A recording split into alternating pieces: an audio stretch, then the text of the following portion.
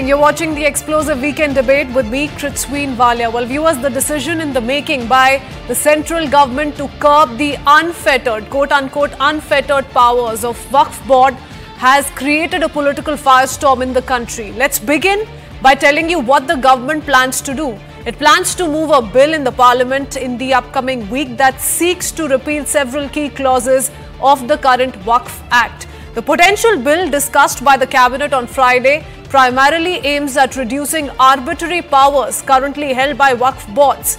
The several amendments may include how the Waqf boards will now be subject to mandatory verification. It will also ensure greater representation for women in these entities. The properties owned by Waqf may also be subjected to fresh verification to resolve disputes. And as per top government sources, we're learning that the need for this legislation arose after widespread concerns about the expansion of Waqf boards, and some of these concerns were in fact raised by Muslim intellectuals, women and the lower rung of the community.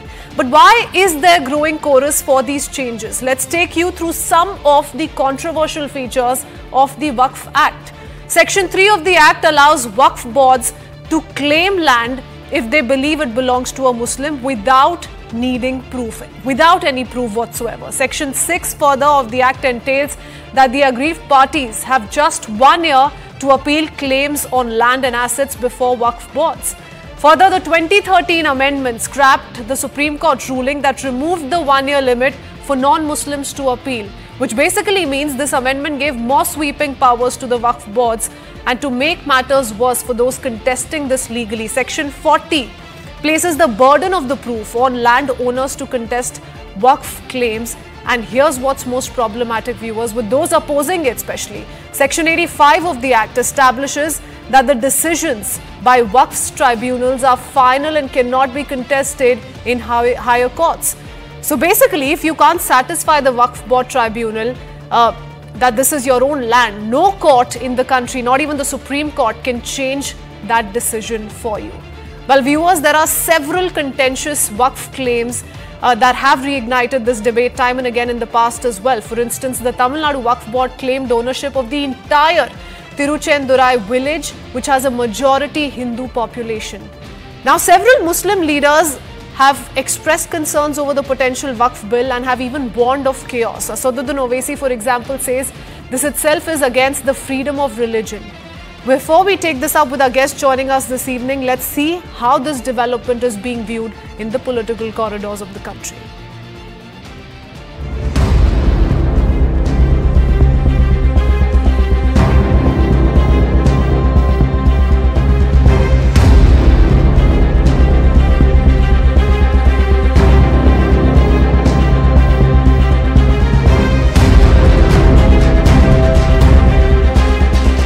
I don't know why it's being politicized.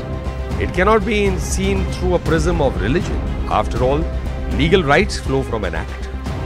If that act has certain shortcomings or there is scope for improvement or modification, that is the part of the evolution of society based on the experience. Modi हुकूमत वक्फ board की autonomy को छीनना चाहती है और वो interfere करना चाहती है वाकिफ के मंशे के खिलाफ कि किस तरह से उस वक्फ की प्रॉपर्टी को चलाया जाए। वोट फॉर डेमोक्रेसी जो एनजीओ ने कहा है कि 79 सीटें जो हैं हमने वोट परसेंटेज के जरिए से हासिल की हैं। कहीं ऐसा तो नहीं कि हम उन चीजों से ज़हन डाइवर्ट करने के लिए ये वक्फ और मुस्लिम के इशूज को उठा रहे हैं। मैं मुसलमानों से अपील करना चाहता हूँ कि मुसलमानों अपने वक्फ को बचाने के लिए, अपनी मस्जिदों को बचाने के लिए संवैधानिक तरीके से, जो संविधान ने हमें इजाज़त दी है, उस तरीके से अपना एहतजाज दर्ज कराना पड़ेगा।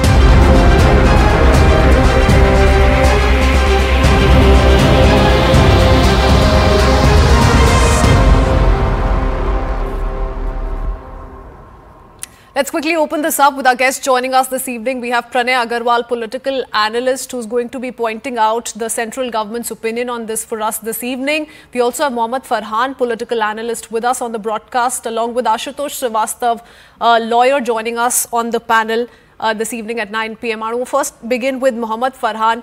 मोहम्मद फरहान जी, सबसे पहले ये बताइए कि यहाँ पे जो इतना बड़ा क्लेम जो मुस्लिम पक्ष की ओर से आ रहा है कि ये एक टारगेटेड अटेम्प्ट है, फिर से माइनॉरिटीज़ को अटैक किया जा रहा है, ये कहाँ से आ रहा है? इसमें क्या गलत है अगर गवर्नमेंट चाहती है कि एक और ट्रांसपेरेंट, एक रेगुलेटेड तरीके से ज़मीन दी जाए, चाहे वो वक्फ के पास ही जाए, पर एक तरीका होना चाहिए, एक प्रोसेस होना चाहिए सर? देखिए मैडम, मैं एक बात आपको बताना चाहता हूँ कि वक्फ के पास जितनी भी जमीनें हैं और वक्फ के पास जो प्रेजेंट टाइम जमीन है वो 9.4 लाख हेक्टेयर जमीन है। और ये जमीन जो है ये सरकार की दी हुई जमीन नहीं है, सरकार ने वक्फ को दान में ये जमीनें नहीं दी है। ये वही मुस्लिम लोग हैं जिन्होंने वक्फ को जमीन दी और ये जमीन का उपयोग इसलिए दिया उन्होंने कि ताकि वो अब मुसलमानों के कब्रिस्तान के लिए, उनके ईदगाह के लिए, उनके मस्जिद के लिए, उनके मदरसे के लिए, उनके यतीम खाने के लिए, तमाम तरह की चीजों के लिए व्यवस्था कर सके। और ये जो व्यवस्था हुई, ये व्यवस्था जब हुई थी 1954 में, इसकी कैबिनेट में बाकायदा एक मीटिंग हुई पंडित नेहरू जी, जिसमें श्यामा प्रसाद मुखर्जी भी उस मीटिंग में उपस्थित रहे। तब श्यामा प्रसाद मुखर्जी ने इस बिल का विरोध नहीं किया जब पंडित नेहरू इस बिल को ले आए थे, और इसको वजूद में लाकर वक्फ अधिनियम एक्ट पारित किया गया 1954 के तहत।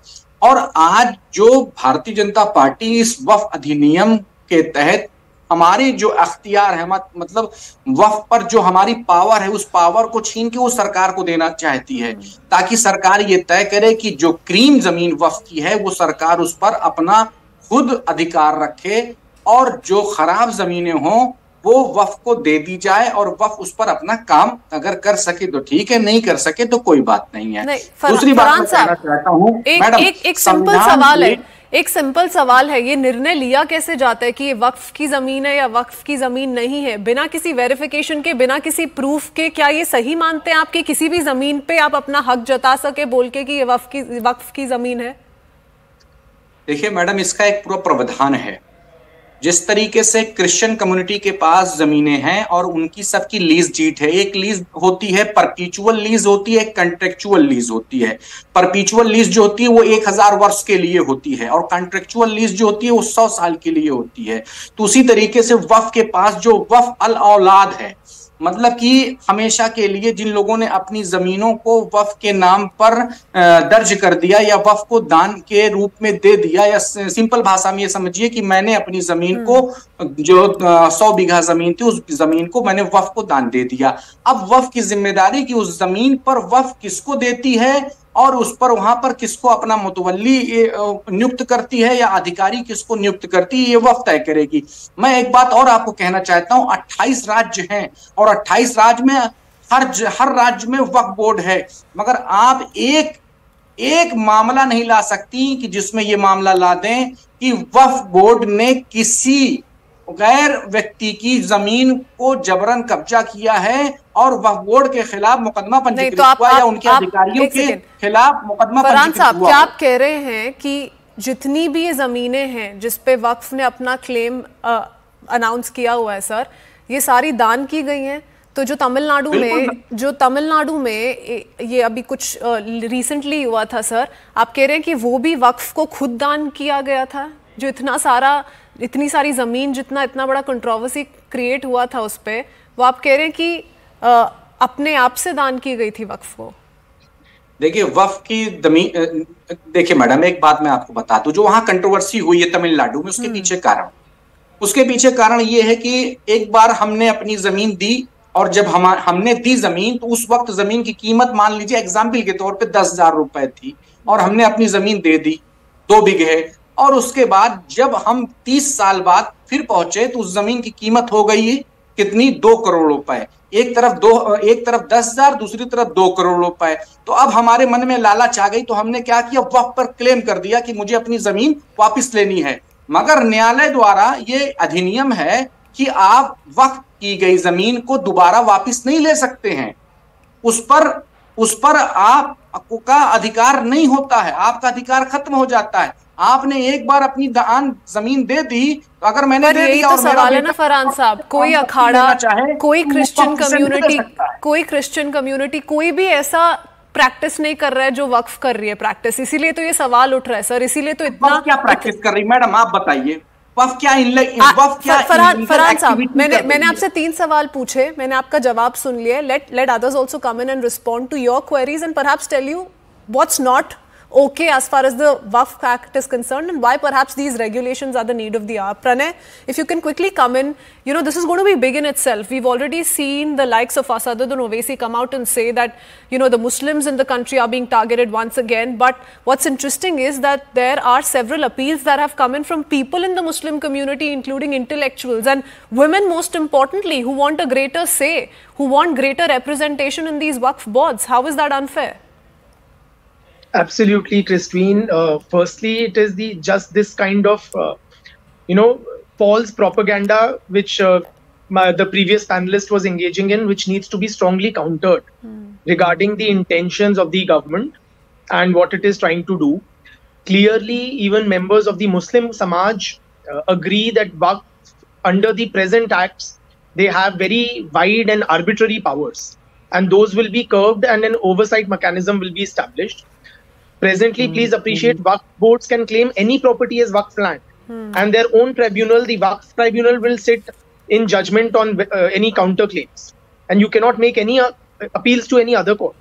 So Waqf is like judge makes tomorrow a claim to my property. And secondly, Christine, please appreciate, there is rampant corruption, which this bill, these amendments will hook up. Is presently just land owned after railways. It has more than 8 lakh properties covering more than 9 lakh acres land, and so much misuse is there, rampant misuse. चाहे वो rentals की बात हो, diversion of उसका usage हो. To prevent this misuse, the government is trying to involve district magistrates in monitoring those properties. Waqf has to understand, and it has to right.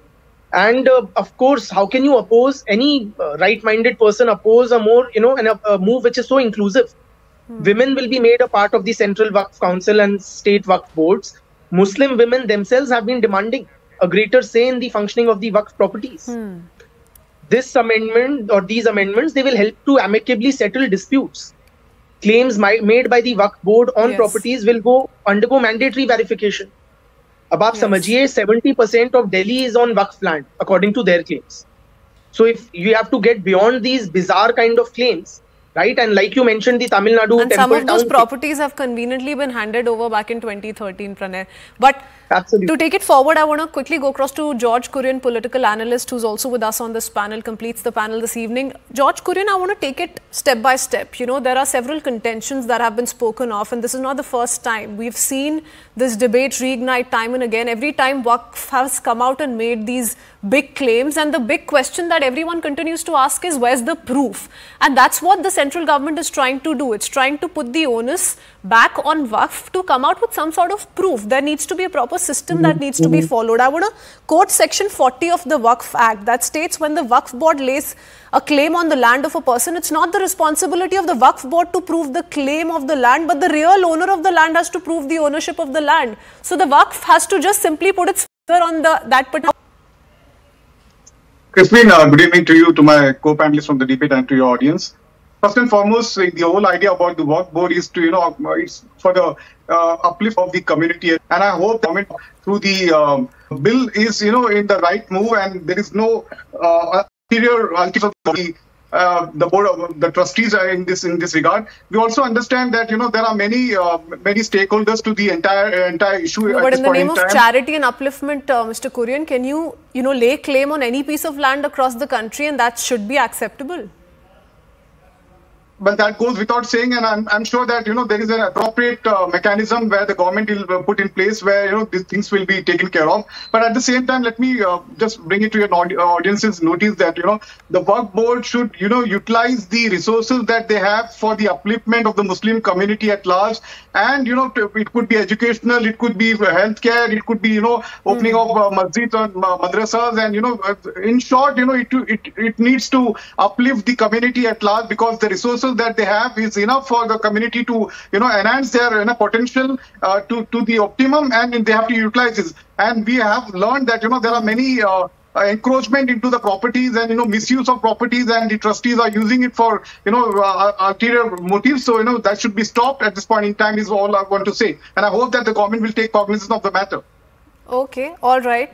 That really doesn't answer my question though, Mr. Kurian, because the charge against the then UPA government is also that back in 2013 it ensured that more sweeping powers are extended to Waqf. But I'm going to come back to you on that. I'm going to give you some time to perhaps, come out and give us a sense of what explains that kind of, a freedom being given to one particular entity. Because remember, several Muslim nations also haven't given this unparalleled power to one particular entity in the country as is being enjoyed by the Waqf. But quickly going across to Ashutosh Srivastav, and I want those stats on our screens as well of the kind of expansion the Waqf boards across the country have seen. In 2009, 3 lakh registered properties, 4 lakh acres of land, which is doubled to 8 lakh acres in 2024. What explains these figures? What do you think the problem is, Mr. Ashutosh? And, the fact that Pranay was saying that this is going to put an end to several land disputes as well. It's going to be a way forward, and perhaps it's going to cut down the task cut out for the Supreme Courts, the high courts in the country.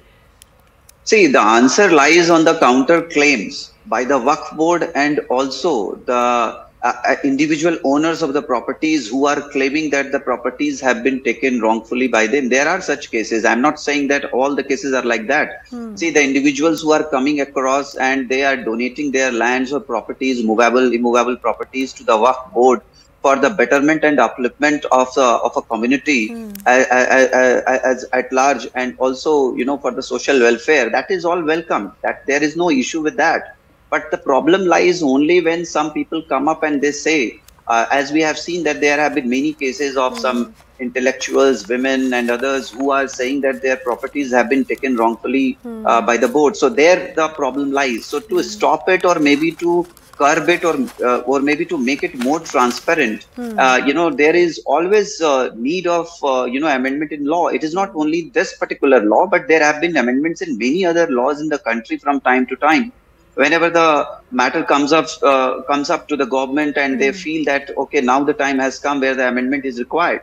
So here, the verification of the property, I do not think that there should be any issue with anybody. Whenever the law says that there should be verification of the property, because see, if the verification is done, it will ensure that the right properties are going to the board, and there will be less number of disputes from the individual owners who would be claiming that my property has been wrongfully taken by the board. So these things have to be reduced. That is the only purpose. And also, if you see the tribunal, but Ashutosh, which is, legally speaking as well, isn't it highly problematic the fact that the Waqf Tribunal's word is the last word? Even the Supreme Court's judgment doesn't find any place in this entire process.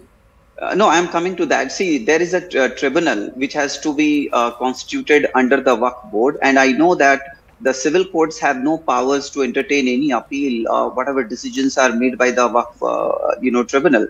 However, Article 226 and 227 of the Constitution gives powers to the High Court in the writ jurisdiction, and the High Courts can decide, and even the Supreme Court can decide on that aspect, because the writ powers cannot be taken away by implementing any law, because those are the constitutional powers and jurisdiction being given to the High Courts and also to the Supreme Court. So that will obviously that is already in existence at present also, and that will also continue in future as well. So that is not an issue. So this clause finds no place as far as the courts of the country are concerned, and perhaps that's that's the example that one can refer to is the Ayodhya, the Ram Janmabhoomi movement, and the Supreme Court verdict that came in, and we saw how things shaped up post the verdict. But Mr. Farhan, the problem is that there are several stakeholders who've now come out to say that there is a problem in the manner in which the central government is looking at it. सहमति नहीं है जो इसके खिलाफ आज बाहर निकल के बोल रहे हैं, आप उनमें से एक हैं। पर अगर हम रीस्ट्रक्चरिंग की बात करें, अगर महिलाओं को इंक्लूड किया जाएगा बोर्ड्स में, अकाउंटेबिलिटी के तरीके से अगर हम देखेंगे सर इसे, तो इसमें क्या गलत है सर? अगर ज़्यादा अकाउंटेबिलिटी आएगी, इंक्लूसिविटी आएगी, सबको साथ लेके आगे बढ़ा जाएगा। और अभी हमें पता भी नहीं है कि कौन से क्लॉजेस कहाँ बैठेंगे, क्या चेंजेस हम देखेंगे। अभी तो बिल की डिटेल्स भी बाहर नहीं आई है, इस हफ्ते टेबल होगा या नहीं ये भी नहीं पता है, अभी तो सिर्फ बात चल रही है सर। तो इतना गुस्सा कहाँ से आ रहा है फरहान साहब? देखिए मैडम, मैं एक बात कहना चाहूंगा कि ठीक है, ये बहस छिड़ गई है और इस बहस पर क्या नाम है, हर आदमी अपनी अपनी प्रतिक्रिया दे रहा है।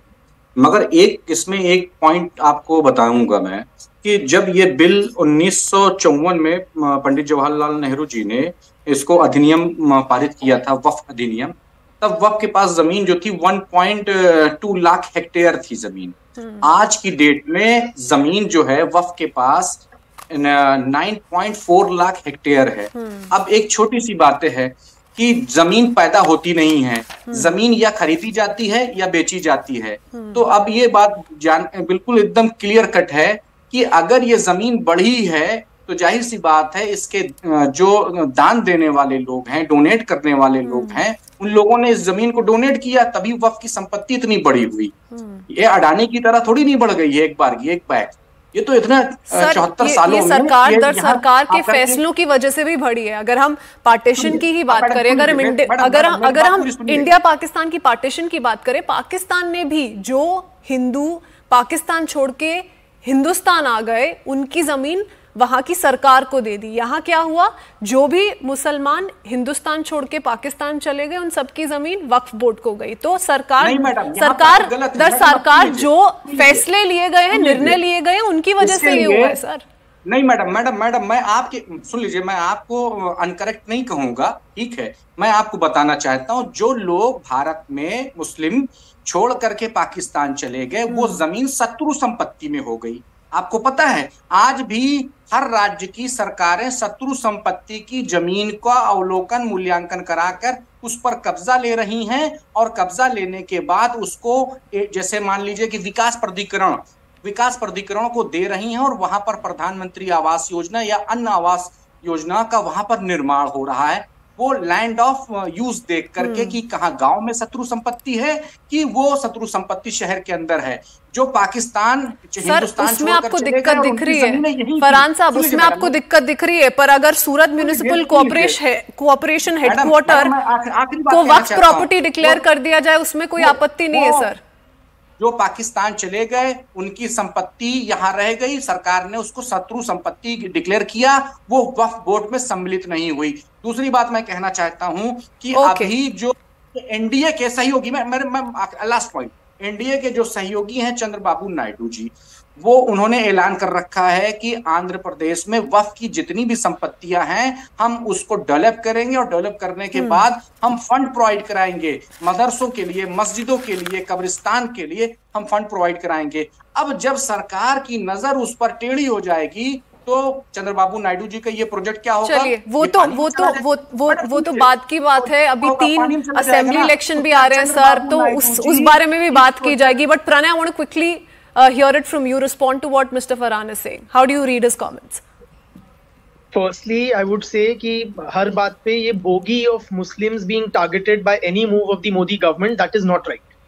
ठीक है, उसकी वजह से एक इंटर कम्युनिटी हार्मनी जो है उसको adversely affect किया जाता है। दूसरी बात, वक्फ is not an integral part of Islam or Muslim identity. You don't have a waqf in many Islamic countries, चाहे वो टर्की हो, लिबिया हो, इजिप्ट हो, सूडान हो, जॉर्डन हो, ट्यूनीसिया हो, many Islamic countries don't have। Article 29 के तहत हमें ये पावर दी गई हुई है, वक्फ उसमें ही आता है सर। आर्टिकल 29 संविधान की धारा अनुच्छेद 30 के तहत ये पावर हमें दी गई। आप ये कैसे कह सकते हैं कि हमारा स्ट्रक्चर नहीं है? ये संविधान के बेसिक स्ट्रक्चर में हमें ये पावर दी गई है। Okay, all right. Now we're going to deep dive into a lot more, and I'm afraid I'm running out of time. I don't have that kind of time. Unfortunately, I couldn't go across to Mr. Srivastava and Mr. Kurian again, but yet to be seen what's going to happen next week in the Parliament, whether or not we will see this bill being tabled, and that's what's going to explain the story in the next few days. Thank you.